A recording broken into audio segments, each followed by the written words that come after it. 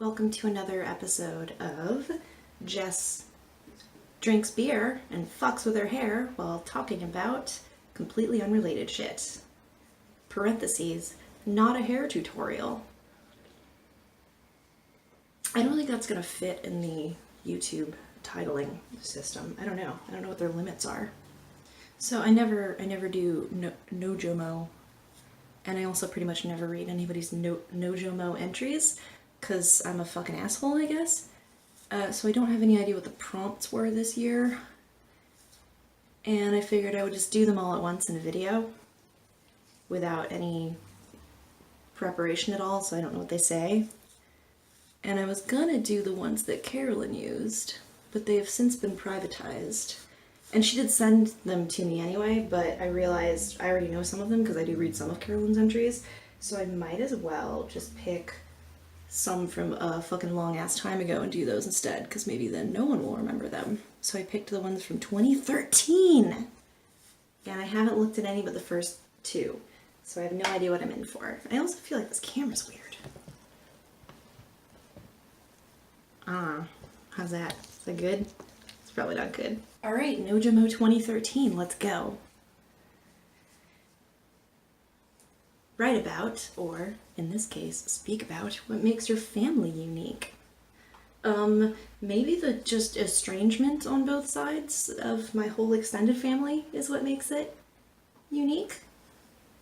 Neither of my parents talk to their parents or their siblings really much at all. I think my mom's friends with her family again, but was not for a good chunk of my childhood.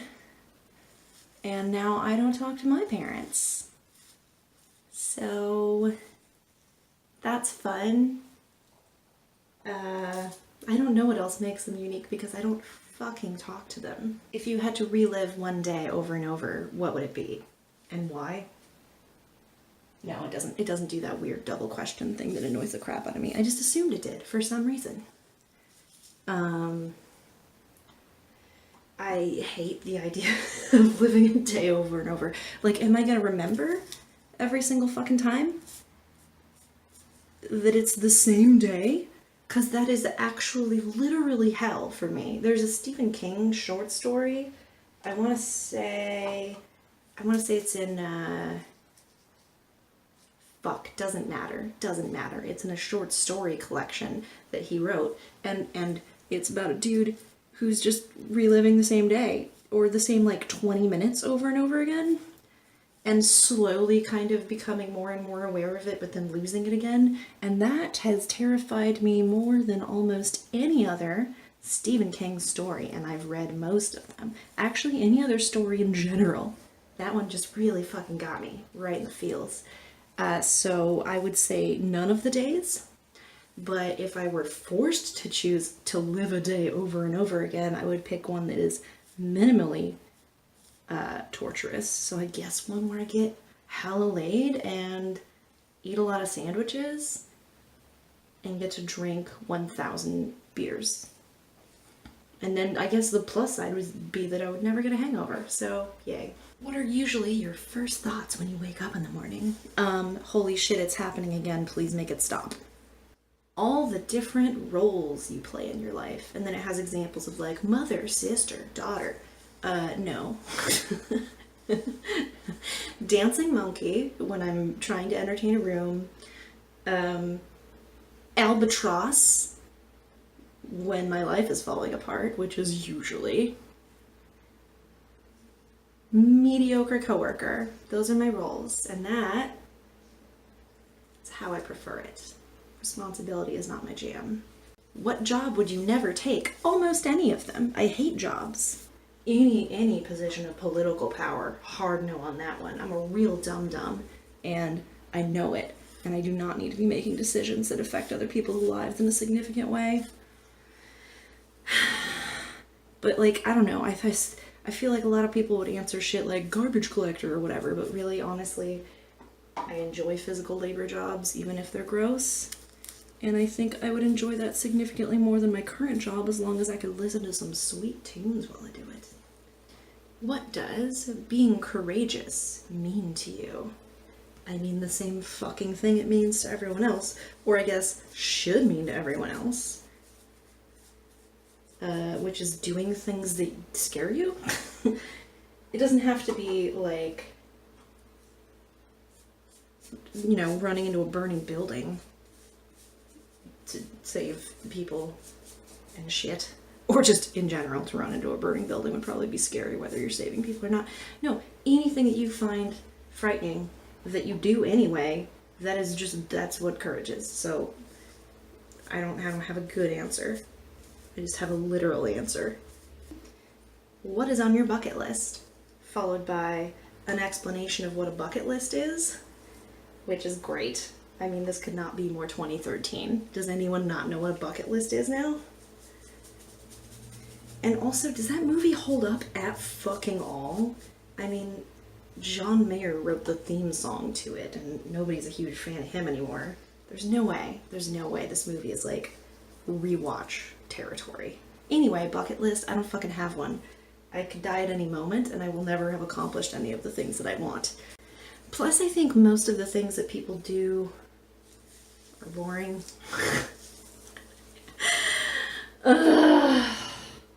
I just don't care. I don't care what happens to me. Write about a mistake you made once, or more than once, that you never want to make again. I mean, who wants to make mistakes more than once? So that's pretty kind of redundant. But a lot of them. One, you want me to pick one mistake that I don't want to make again? I would say of all the decisions I make in my life, about 80% of them are the incorrect decision. So could I just take back my entire life, please? What is the most creative excuse you've used to get out of a date or an appointment or whatever? Dude, I'm not gonna tell you. What the fuck? If I tell you that it was an excuse, you're gonna be like, oh, that was an excuse. I should have known. Also, you don't get creative with it. If you're trying to get out of shit, you make it real basic. You're like, sorry, got a lot of chores today. Like, you don't start making up wackadoodle shit or people are absolutely gonna know you're faking it. So, none, I guess. I haven't made up any insane shit to get out of things. What was the last thing on your mind before you fell asleep last night? Does anyone know the answer to this question? I mean, sleep is one of those strange experiences that just kind of happens and you can never actually see it happening. It's like a watched pot, you know? Won't boil, which is obviously lies, but it's like that. You look away for a second and then it's boiling. That's what sleep is like. So I don't know what the last fucking thing I was thinking about. Probably sad things, because it's usually sad things. Who is the most influential person in your life and why? I don't have one of those. I don't really have one of those. I have a boyfriend, but he doesn't really influence me except by feeding me too many drinks at his bar, and encouraging me to be irritating all the time because he likes it for some fucking reason. I'm not a very influenced person, I guess. I can't think of anyone. I'm influenced by ideas, but I can't think of like specific individual people who put those ideas in my head. I look at the ideas more than the shitty flesh mouth they came out of. What job would you most like to have, and what would keep you from getting it? Comedian, and all the reasons. It's hard. It involves a lot of judgment that I can't handle, and criticism that I'm very bad at taking, and also I'm not nearly as funny as I think I am. So, boom, done. What has been the biggest disappointment in your life that turned out to be a blessing in disguise? What? Okay. My entire childhood? Let's go with that one. Let's go with my entire childhood. Write about someone who is no longer in your life and why.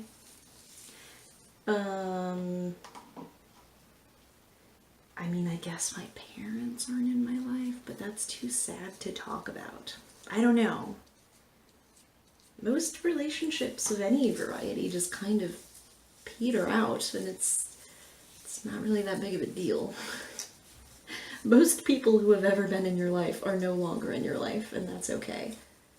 I feel like people get pretty hung up on that particular brand of loss, but I don't think it is a loss. I think it's just the natural progress of being an adult human being, moving from one stage to the next. Write about someone who is a true hero and what makes them a hero in your eyes. Again, I don't have those in the same way that I don't have strong influencers. I don't have heroes. I don't believe in the concept of heroes. I think it's absurd to elevate a person to that level. I think that all human beings are trash, and some of them happen to do cool things and say cool things once in a while that make a positive impact on the world, but that does not make that person a hero. That just means that they fucking popped up at the right time and right place to do a thing that caused good things to happen. And maybe they're good people, and maybe they're cool, and they wanted to help, but again, hero status doesn't exist in my mind. So the answer is no one, and because. Write about an experience that changed a long-held belief you had. We're getting into some weird shit here, but I guess I'm going to talk about doing mushrooms and experiencing ego loss, which is a common thing that happens with psychedelics, particularly mushrooms and LSD. I had the thought that if a drug is actively influencing the way that I'm thinking, and thinking is what makes me who I am, my thoughts define me as a person, then I essentially don't exist. And then that thought bounced back and forth in my head faster and faster until essentially it ceased to exist, and so did I. This is ego loss. This is ego loss, basically. But it was coming from a very philosophical place of recognizing that I couldn't be real. If I could take a drug that changes who I am temporarily, then who I am is not real. And that was a rough one. I think I was 17, and it was fine. I didn't freak out and die in a fire of my mind. I just called my brother, talked it out with him, and the next day I was emotionally fine. But I also realized I could not come up with a way to convince myself that that still didn't hold up logically. So I still was aware of the fact that I wasn't real. And now that's just in there now. That's just in there. It's called determinism, homie. I didn't know that at the time. I just invented it in my own head. And later learned about philosophy, and I'm like, oh, that's what I realized. Oh, well. Oh, well. No big deal. I just don't exist. Ugh. I can't get this shit out of my hair. I fucked it up, guys. I fucked it up. What characteristics define you and make you unique? Unique. Not none. None of them. Why the fuck do you think I'm constantly changing my hair color? Because there's nothing about me that is particularly unique. So, how am I going to get attention if I don't? Just fuck with this every day. Write a letter to your 13-year-old self. Hey Jess, sorry about everything. It does get better, but it's gonna be a minute. And by a minute, I mean much longer than that. It's gonna be probably about 12 years before you really start to feel like yourself. So just buckle down, walk it out, and try not to kill anyone. What things in your life make it worth living? Not many. Just kidding. Sleep. Cool dreams. Tolerable human beings that enable my bad habits.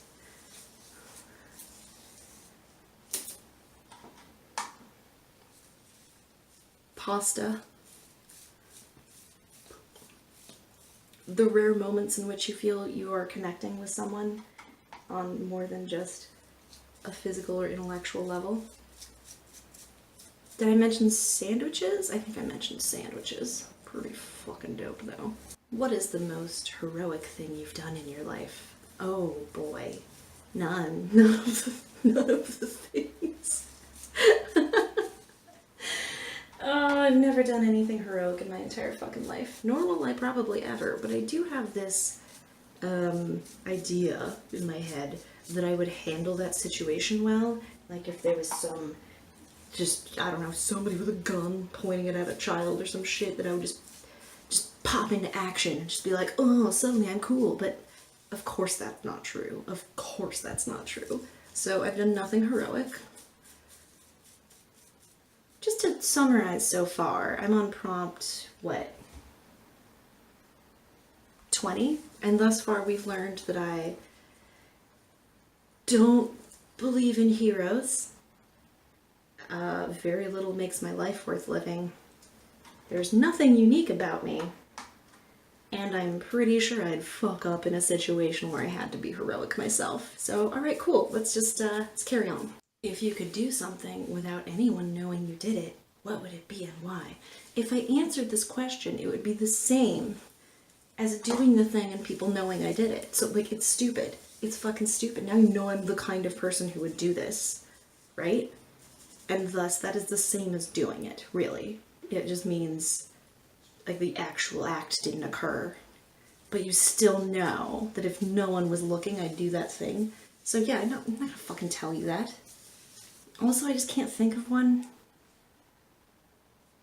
There's gotta be a lot of them. There's gotta be a lot of things. Most things. Most things that other people consider immoral, I would probably do if no one could find out about it. I'm just disgusting. Write about a funny childhood incident you experienced.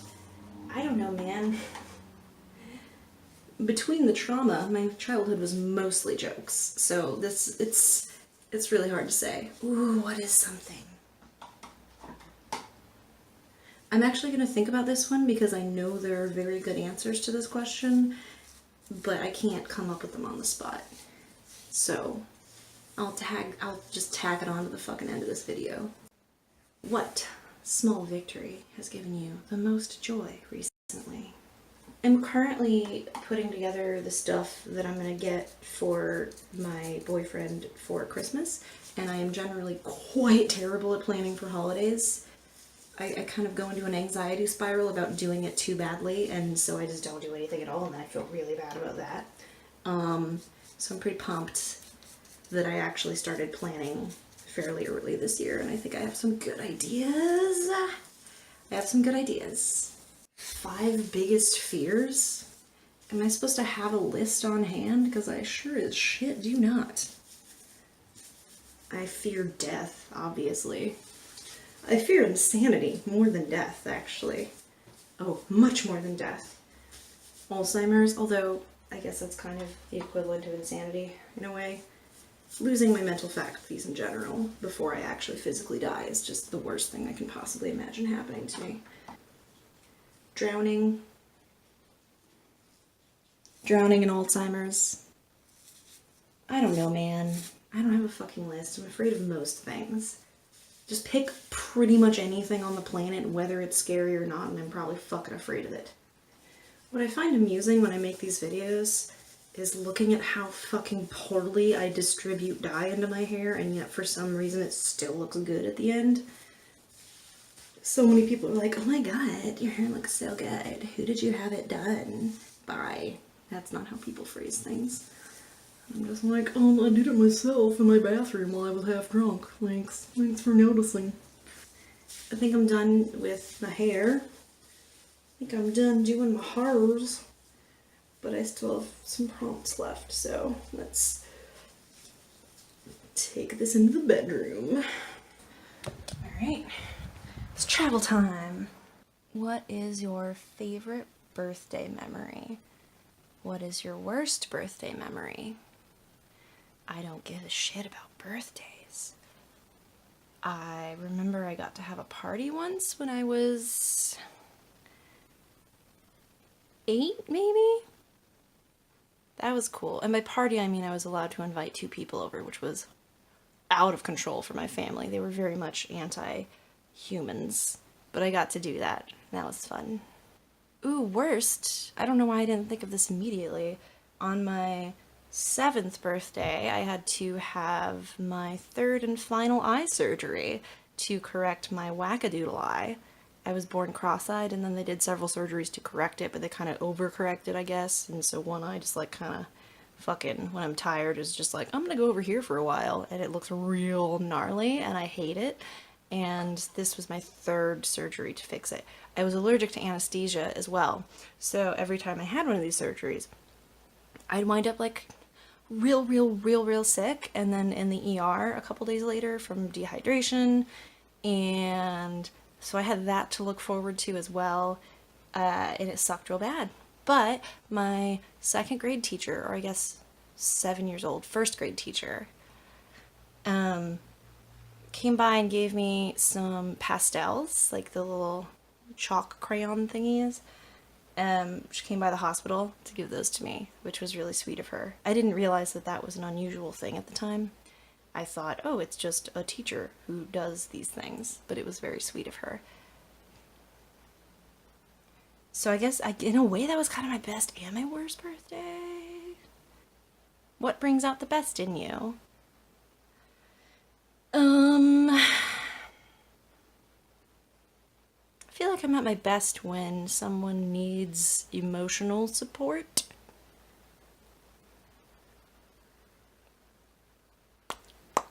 But it has to be kind of immediate. Like, if somebody needs an emotional support system in 3 weeks, I'm gonna be like, yeah, I'll be there, and then find some reason not to be.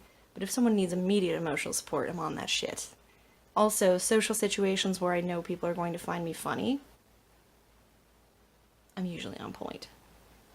What was the best welcome you have ever received, and what made it special? What the fuck does that even mean?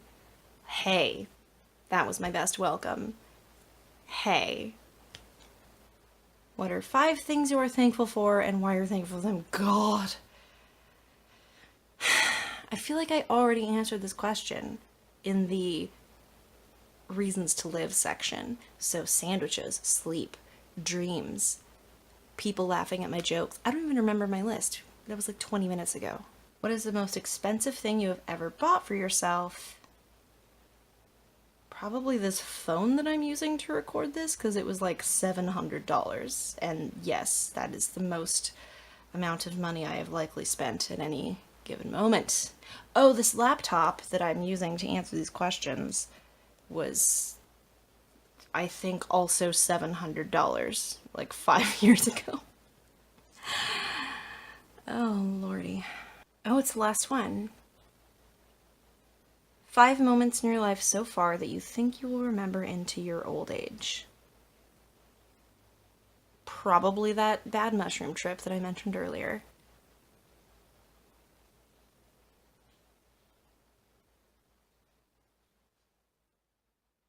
What if I'm still in that bad mushroom trip? What if all of this is made up? Oh my god, I can't think about memories right now. I'm really fucking freaking out. Bye!